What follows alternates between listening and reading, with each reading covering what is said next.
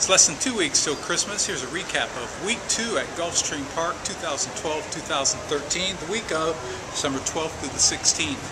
On Wednesday, December the 12th, it was a great day. I had bets in the first 4 races, well, 4 out of the first 5. So I came on out here. I lost the first 3. Then I looked down at my bet in the 5th race. It was on Spielberg. I thought all along I had doubled the bet on it, but as I looked down, for some reason, I only had a minimum bet on it. I re-handicapped the race, and I thought he looked much the best. Tripled the bet of the day. Spielberg, number 5. From Sweet Bernie, followed by Power Rules. Spielberg to win it. Spielberg by about 5 in the end over Sweet Bernie. And then it was Power Rules and Black Angela. It's Wednesday, December the 12th. 12. Came out here, only had 4 picks. Won the last one, my best of the day. Spielberg. Tripled the bet. Oh yeah, that was nice. On Thursday, I had one of my best days so far. I only had 4 selections on the card, played online, and I won 3 of them. In the first race that I had a bet on was the second, was an allowance optional claiming. My pick was the favorite Orient Moon. He'd been dynamic in winning his maiden first time out here last season for Todd Pletcher. Then he had 2 off-the-board finishes where he showed high speed. Pletcher giving him a break, brought him back today, 8-5, big move on the turn, and he was long gone. In the 4th race, it was a turf sprint. I like number 3, Varsity. He contested fractions that were just absurd, 20 and change. I thought he looked loose on the lead. Sure enough, turning for home, he was all alone. He opened up and he was a clear winner, 2 in a row. My pick in the 8th race was Quiz Wiz, and I just thought he looked much the best. But as I was watching the HRTV broadcast, the analysis said as much as he liked Quiz Wiz, he was going to go all on this race because he thought the top pick in the 9th race was a mortal lock. Well, Quiz Wiz was 3rd at 2-1. The winner was 11-1, so the analyst was right on the money. And as we headed into the finale, he and I liked the same horse. Number 1, Abitinus, on the turf under Joel Rosario. Took him right to the front, never under any concern at all. Wire to wire, even money. I finished 3 for 4 with a nice $20 and change profit for the day. On Friday, I kept my streak going as in the first. I like number 2, Love Numbers, starting for Wesley Ward. Went off as the favorite at 4-5. Easily the best, paid $3.80. In the 7th, my top pick was Stop Shopping Maria. Now, this filly had such a history. She'd run 2nd in her debut to My Miss Relay, who went on to be the juvenile filly champion 2 years ago. Came back and ran a triple-digit buyer at Saratoga. Went off as the favorite in the Grade 1 for Zed and was 2nd. Then was sent to the turf in the Breeders' Cup Juvenile Fillies turf at Churchill Downs when we were there. She faded that day, and subsequently she'd run in 3 turf sprints and had never been able to win her 2nd race. Today she's coming back off a layoff. I just thought she laid over this field, even on a subpar day. She went off at a nice price. She went off at 8-5, and big finish through the stretch. She won and paid $5.20, got back nearly $30. Into the stretch, it is heaven knows what in front. Stop Shopping Maria comes after her on the outside. City Trip is along the rail, then Miss Swanee. Stop Shopping Maria kicks it in late, and Stop Shopping Maria pulls away in the end. So I was guaranteed to win for the day, and I was going for my 3rd win to go 3 out of 4 again. In the finale, when I liked Bill Mott's horse, number 9, Fog Happens. As they came out of the turn, he was 3-1. I had 10 to win on him, and he looked long gone. Now the leader is Fog Happens. Fog Happens in front. Correspondent's going to come inside of Jolina Joe. The Maricutana is coming on, and Simeona on the far outside. Fog Happens, the one to catch in late stretch. Fog Happens in front, and Fog Happens will do it. Simeona 2nd, close 3rd. I was already counting my money, had made my picture, my ticket, and then inquiry. Showed the replay, and I don't know, it was questionable. I've seen horses stay up for more than that, but they took him down, cost me over $40, but still 2 for 4 on Friday, and I had a profitable day.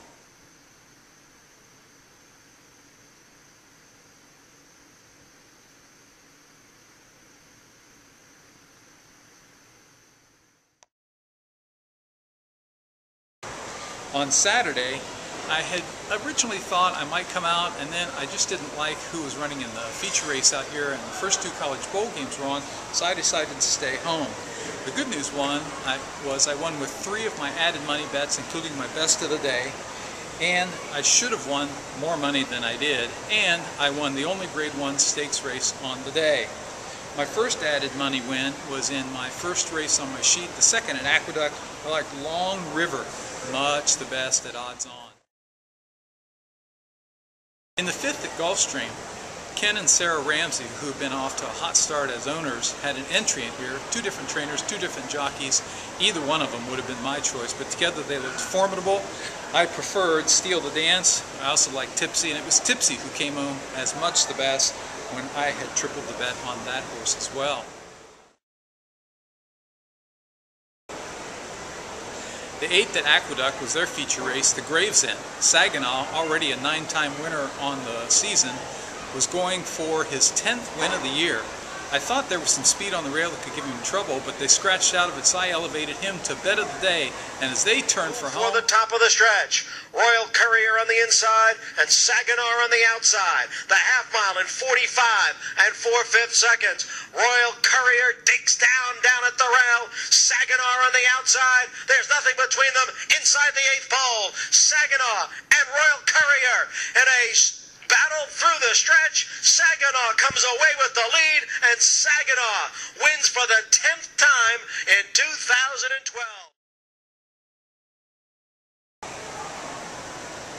How about they let that horse go off at 1-2 in a 4-horse field? I'll never know, but I gladly took the $30 profit. In the 7th at Gulfstream, turned out to be the key race of the day. It was on the turf. I went with number 6, Which Market. I tripled the bet. From the beginning of the day, when they did the pre-race analysis, all 3 analysis liked number 12, Console. When the betting opened, he was odds on. I looked at the form and I'm like, I just don't like that horse.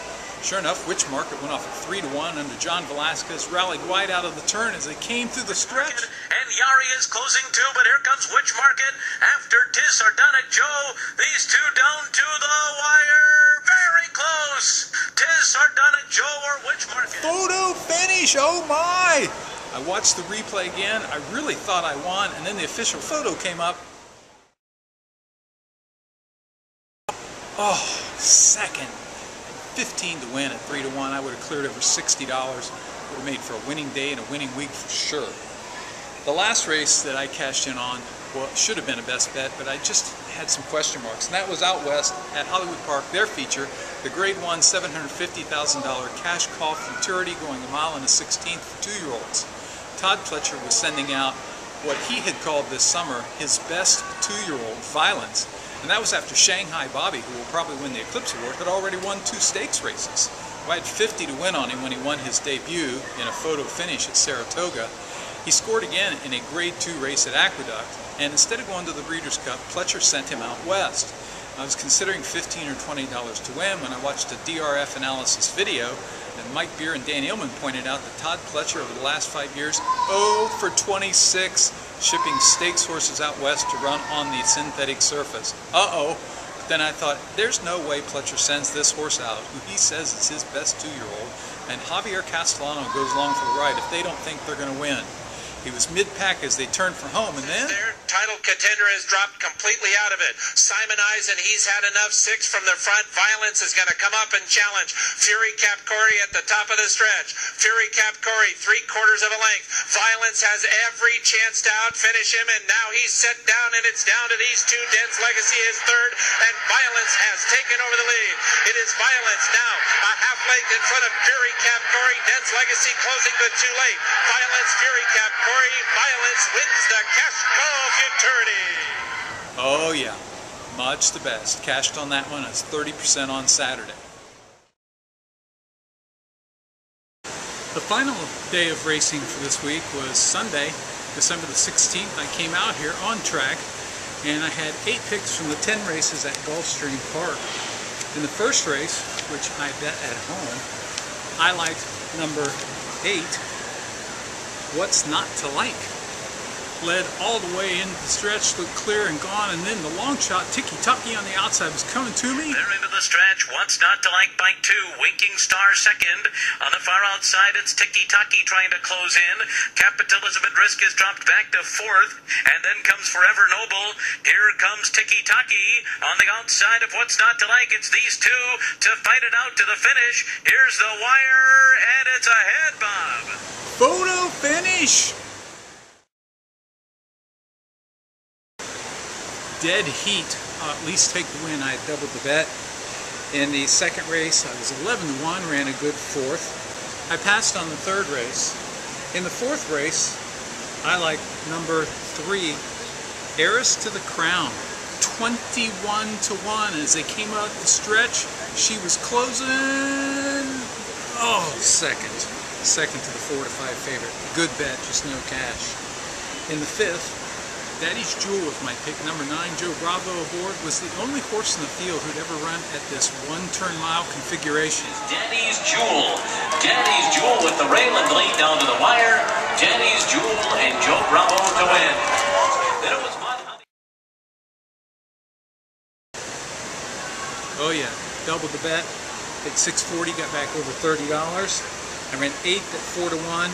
In the 6th, when Rhythm Queen broke slowly, I ran 12th, oh my gosh, at 17-1 when Zool Baby was Gulfstream Park 40% club pick.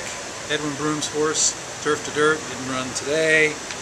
In the 8th race, my top pick scratched. In the feature, the Harlan's Holiday, I went with number 4, Delegation. It was coming out of the Breeders' Cup Mile, facing a couple of local Calder horses, most notably number 2, Shaba, who I had bet in the Pennsylvania Derby when I was in Philadelphia, but he let me down big time as I came through the stretch. It's going to be Shaba and Luis Saez in the Harlan's Holiday. Figures that today he'd win, second again. And in the finale at Gulfstream, West Side Glory looked to be loose on the lead, and he sure was under top jockey Joel Rosario to the top of the stretch. Looked like just got shot and stopped. It was a good week at Gulfstream. Of the 5 days of racing, I had multiple winners on 4 of the 5 days, and the only day I didn't on Saturday, I had the closest of photo finishes. Still, that haunts me. So you take that disqualification on Thursday, and that photo finish, $125 turnaround in my profit line for the week. We'll come back next week. This week heading into Christmas.